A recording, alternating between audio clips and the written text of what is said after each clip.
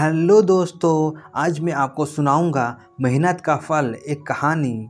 एक गांव में दो मित्र नकुल और सोहन रहते थे। नकुल बहुत धार्मिक था और भगवान को बहुत मानता था, जबकि सोहन बहुत मेहनती था। एक बार दोनों ने मिलकर 1 बीघा जमीन खरीदी, जिससे वह बहुत फसल उगाकर अपना घर बनाना चाहते थे। सोहन तो खेत में बहुत मेहनत करता, लेकिन नकुल कुछ काम नहीं करता, बल्कि मंदिर में जाकर भगवान से अच्छी फसल के लिए प्रार्थना करता था। इसी तरह समय बीतता गया। कुछ समय बाद खेत की फसल पक कर तैयार हो गई, जिसको दोनों ने बाजार ले जाकर बेच दिया और उनको अच्छा पैसा मिला। घर आकर सोहन ने नकुल को कहा कि इस धन का ज़्यादा हिस्सा मुझे मिलेगा, क्योंकि मैंने खेत में ज़्यादा मेहनत की है। यह बात सुनकर नकुल बोला, नहीं, धन का तुमसे ज़्यादा हिस्सा मुझे मिलना चाहिए, क्योंकि मैंने भगवान से इसकी प्रार्थना की, तभी हमको अच्छी फसल हुई। भगवान के बिना कुछ संभव नहीं है। जब वो दोनों इस बात को आपस में नहीं सुलझा सके तो धन के बंटवारे के लिए दोनों गांव के मुखिया के पास पहुँचे।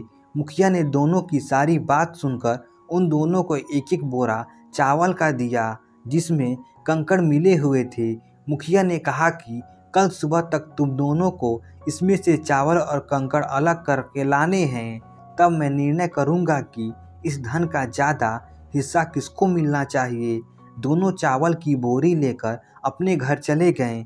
सोहन ने रात भर जागकर चावल और कंकड़ को अलग किया, लेकिन नकुल चावल की बोरी लेकर मंदिर में गया और भगवान से चावल से कंकड़ अलग करने की प्रार्थना की।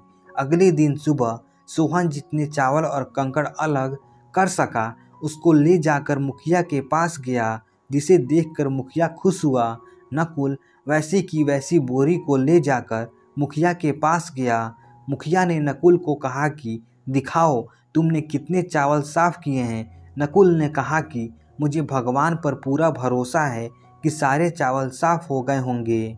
जब बोरी को खोला गया तो चावल और कंकड़ वैसे के वैसे ही थे।